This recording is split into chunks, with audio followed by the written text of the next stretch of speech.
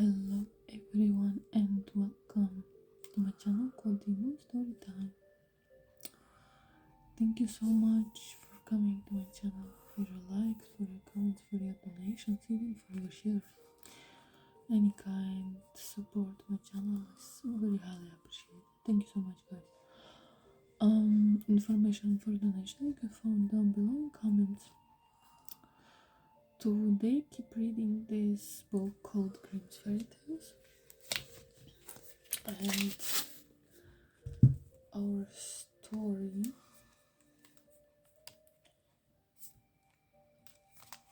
will be called Snow White and Rose Red. There was once a poor widow who lived in a little cottage. In front of the cottage was a garden in which stood two rose trees, one with white roses and one with red roses. The widow had two children who were like the two rose trees. She named them Snow White and Rose Red. They grew up to be good and kind, and all the creatures of the meadows and forests were their friends. The girls did everything together and promised never to leave each other. Every day they kept their home neat and tidy. In the evening, the little family sat around the fire reading stories to each other. How lovely! One winter's evening, there was a knock at the door. The mother said, "Rosered, go and see who it is. It must be a traveler in need of shelter for the night." But it wasn't. It was a big black bear. The girls screamed, but the bear said gently, "Don't be afraid. I won't hurt you. I'm half frozen. All I want is to warm up a little in front of your fire." "Poor bear," said the mother, "come and lie down by the hearth." So the bear stretched himself out to melt the snow from his coat. By and by, Snow White and Rose Red grew less afraid. They fetched the broom and brushed his shaggy fur, and soon they were quite comfortable with him. They scratched his back and stroked his head, and he rolled over and let them tickle his tummy. How cute! When it was bedtime, the mother let the bear sleep by the hearth, and when they dawned, the two girls let him out, and he pawed back into the forest. Here's the lovely drawing of two girls and a bear. So beautiful. I love it.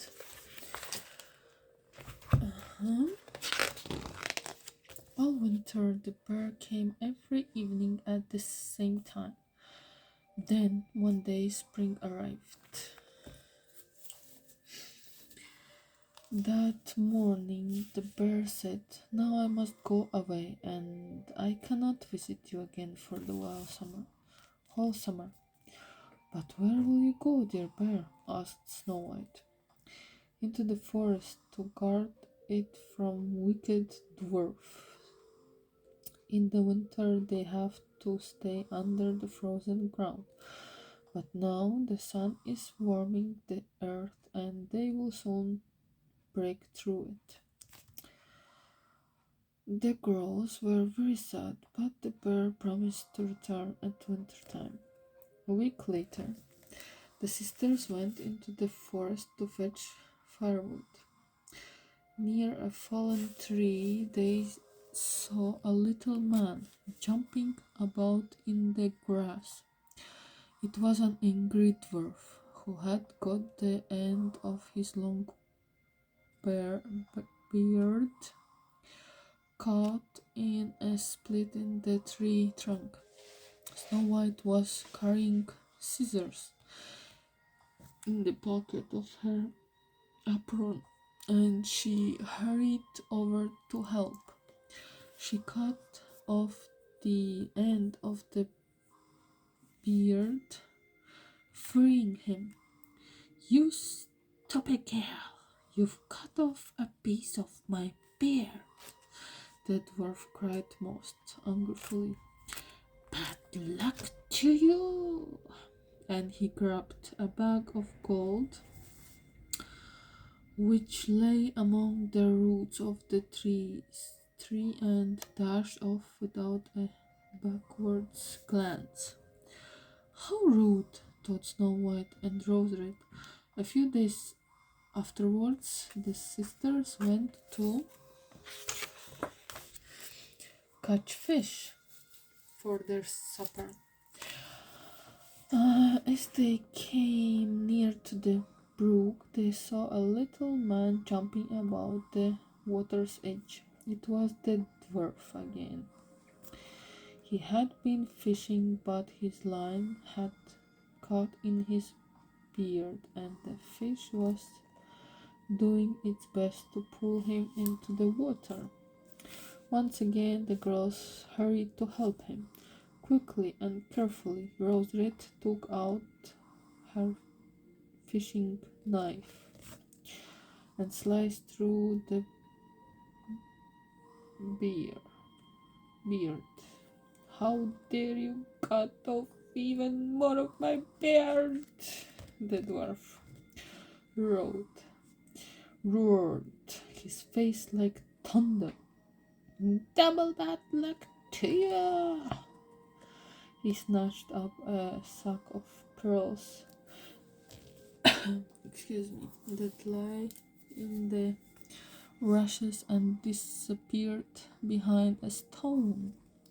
Soon afterwards, the mother sent the girls to town to buy needles and thread. The road led across a flat rocky heath. They noticed a large bird hovering in the air. Then suddenly it swooped down, and they heard a loud cry.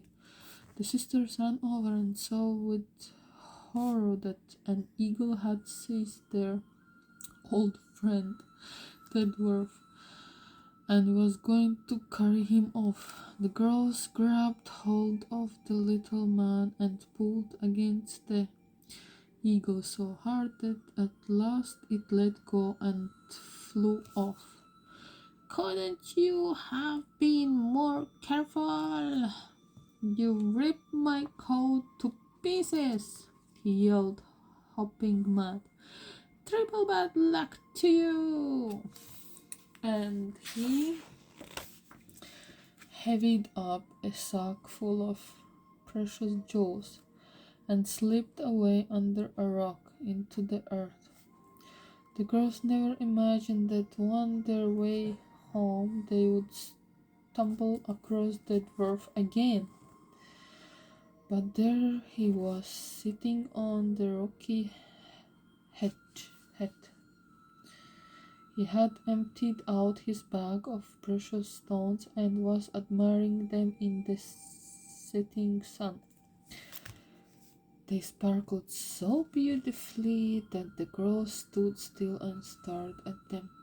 "Why do you stand gaping there?" cried the dwarf, his face turning red with rage.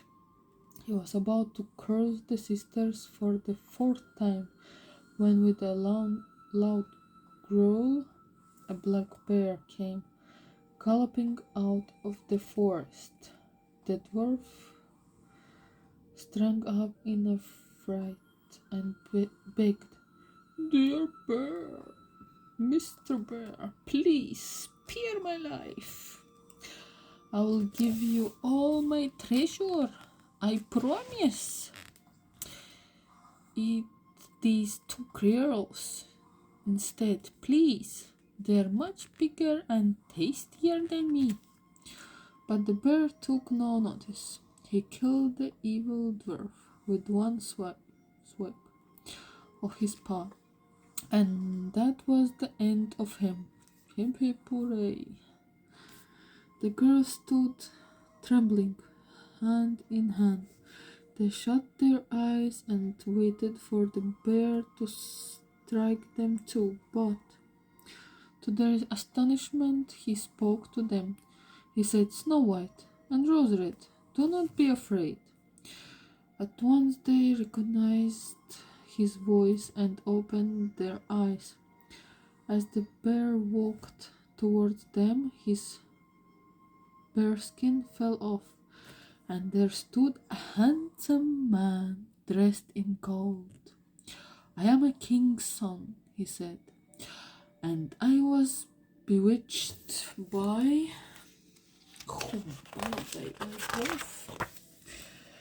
that wicked dwarf who had stolen my treasure. At last he is dead, and the spell has been broken. Yay! Then everyone was full of joy. The girls took the treasure home to their mother. Soon Snow White married the prince, and Rose Red married his brother. Amazing. And they all lived peacefully and happily together for many years. Together forever. Lovely. Thank you so much, my dears. See you next time. Bye.